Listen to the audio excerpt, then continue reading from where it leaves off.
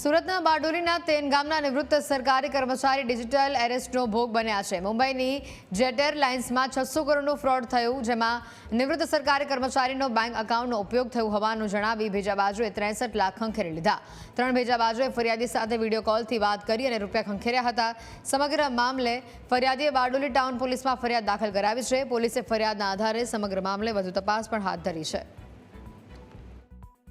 કોલાબા મુંબઈના પોલીસ સ્ટેશનથી બોલું છું એમ કરીને વિડીયો કોલ કરેલો અને તમને એરેસ્ટ કરવામાં આવે છે અને તમે નરેશ ગોયલ જેટ એરલાઇન્સમાં જે ફ્રોડ કરેલ એના 680 કરોડના